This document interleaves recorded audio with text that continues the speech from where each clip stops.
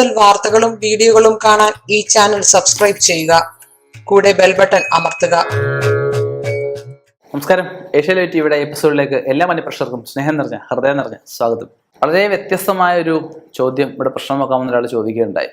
ആൾക്കാര് ചോദ്യം ചോദിക്കുന്നു, അവരുടെ അറിവില്ലായ്മയാണ് അല്ലെങ്കിൽ അവർക്ക് അറിയാൻ പാടില്ലാത്ത വിഷയമാണ് നമ്മളോട് ചോദിക്കുന്നത്. അറിവുണ്ടോ ചോദിക്കുമോ? ചോദിക്കത്തില്ല. അപ്പൊ നമുക്ക് ചെയ്തു കൊടുക്കാൻ പറ്റും എന്താ? ഒരു ആചാരങ്ങളെ അവനവനിലൂടെ മറ്റുള്ളവരിൽ എത്തിക്കുന്ന, യഥാർത്ഥ ആചാരങ്ങളെ അവനവനിലൂടെ മറ്റുള്ളവരിൽ എത്തിക്കുന്ന ഒരാള്, ആചാരങ്ങളെ ആചരിച്ച് കാണിച്ചു കൊടുക്കുന്ന ഒരാള് ആചാര്യൻ എന്ന് പറഞ്ഞ്, അല്ലേ? ആ ആചാര്യൻ എന്ന നിലയ്ക്ക് എന്നോടൊരു ചോദ്യം ചോദിച്ചാണ്, സാറേ, ഈ നാരങ്ങ വെള്ളത്തിലിട്ട് ഉള്ള ക്രിയകൾ ഒരുപാട് ജ്യോത്സ്യന്മാര് ഒക്കെ പറഞ്ഞു കൊടുക്കുകയുണ്ടായി. പല ഈ തമിഴ്നാട്ടിലൊക്കെ നേരത്തെ ഉണ്ടായിരുന്നൊരു ആചാരം തന്നെയാണത്. പല ഈ തമിഴ് ആൾക്കാരുടെ കടകളിലൊക്കെ ചെല്ലുമ്പോഴും നമുക്കിപ്പോൾ ഗ്ലാസ്സിനകത്ത് നാരങ്ങ ഇട്ട് വെച്ചേക്കുന്നത് കാണാം. പക്ഷെ ഞങ്ങളത് ചെയ്തിട്ട് ഞങ്ങൾക്ക് അതിന് ബെനിഫിറ്റ് ഉണ്ടാകുന്നില്ല. എന്തുകൊണ്ടാണ് അത് ഉണ്ടാകുന്നില്ല?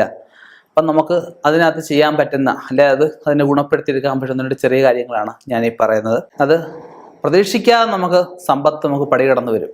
ഞാൻ ഈ പറഞ്ഞ കാര്യങ്ങളെ ഫോളോ ചെയ്തിട്ട് അത് ചെയ്ത് കഴിഞ്ഞാൽ അതിൽ പ്രധാനപ്പെട്ട ഒരു കാര്യമാണ്, നമുക്ക് ഈ നാരങ്ങ വെള്ളത്തിലിട്ട് വെക്കുമ്പോൾ ഏതെങ്കിലും ഇഷ്ടമുള്ള ഭഗവാന്മാരുടെ ഫോട്ടോ അതിൻ്റെ കൂട്ടത്തിൽ വെക്കണം. അത് ഒന്നാമത്തെ ഘടകം.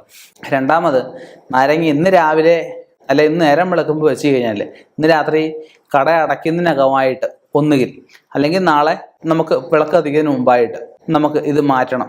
ഈ നാരങ്ങയും ഈ വെള്ളവും പുറത്ത് കളയണം. ഫോട്ടോ വെക്കണം. രണ്ടാമത്, ഇത് ഈ പറഞ്ഞ സമയത്തിനനുസരിച്ച് മാറണം. ചിലരാണെങ്കിൽ ഈ നാരങ്ങ പിന്നീട് എന്തെങ്കിലും ആവശ്യത്തിന് ഉപയോഗിക്കാറുണ്ട്. ഒരു കാരണവശാലും അത് ഉപയോഗിക്കാൻ പാടില്ല. അല്ല, ഈ വെക്കുന്ന ഗ്ലാസ് ആയാലും പാത്രമായാലും വൃത്തിയായിട്ട് തേച്ചൊരച്ച് കഴുകിയിട്ട് വേണം പിറ്റേ ദിവസവും ഇത് എടുക്കാനായിട്ട്. നമ്മൾ കത്തിക്കുന്ന വിളക്കായാലും ദിവസവും നമ്മൾ സാധാരണ വിംബാറൊക്കെ ഇട്ട് ശകലം ചാരമിട്ട് എങ്കിലും അല്ലെ കുറച്ച് മണ്ണിട്ട് തിരുമ്മിയെങ്കിലും കഴുകിയിട്ട് വേണം നമ്മൾ അടുത്ത കത്തിക്കാനായിട്ട്. നമ്മൾ ഗ്ലാസ്സിൽ ഈ നാരങ്ങ ഇടുന്ന സമയത്ത് ഒരു നുള്ളു മഞ്ഞപ്പൊടിയും ഒരു നുള്ളു ഉപ്പും, കല്ലുപ്പ് പൊടിയും ഉപ്പ് ഏതും ആയിക്കോട്ടെ, ഇട്ടിട്ട് വേണം നമ്മൾ ഈ നാരങ്ങ ഇട്ട് അവിടെ വെക്കാനായിട്ട്. അതിൽ ഇത് വെക്കുമ്പോഴേ കിടാവിളക്ക് വെക്കുന്ന ഏറ്റവും ശ്രേഷ്ഠമാണ്. കിടാവിളക്ക് എന്ന് വെച്ചാൽ ഇന്ന് രാവിലെ 6 മണിക്ക് തുടങ്ങി വൈകിട്ട് 6 മണി വരെയുള്ള അവസ്ഥയാണ് കിടാവിളക്ക്. 6 മണി ഞാൻ കിടത്തണം എന്നല്ല ഞാൻ പറയുന്നത്, അത് കഴിഞ്ഞ് തുടരാൻ അതിന് വിഷയമൊന്നുമില്ല. പൊരിയാവിളക്കെന്നും പറയാറുണ്ട്. അതുപോലെ രാവിലെയും വൈകിട്ടും ചന്ദനത്തിരി കത്തിച്ച് വെച്ച് പ്രാർത്ഥിക്കണം.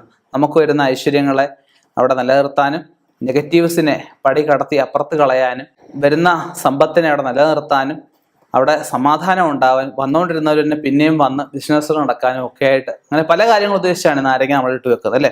ഞാൻ ഈ പറഞ്ഞ കാര്യങ്ങളൊന്ന് ഫോളോ ചെയ്ത് നോക്കിയാട്ടെ. തീർച്ചയായിട്ടും ഇത് ഇട്ടിട്ട് പ്രയോജനമില്ലാത്തവർക്ക് ഞാൻ ഈ പറഞ്ഞ കാര്യം ഫോളോ ചെയ്ത് മുന്നോട്ട് പോയി കഴിഞ്ഞാൽ തീർച്ചയായിട്ടും പ്രയോജനം ഉണ്ടാവും. സംശയമില്ലാത്ത കാര്യമാണ്. ഇനിയും ഇതുപോലെയുള്ള വ്യത്യസ്തമായ വിഷയങ്ങളുമായി കണ്ടുമുട്ടാം. നിർത്തുന്നു. നന്ദി, നമസ്കാരം.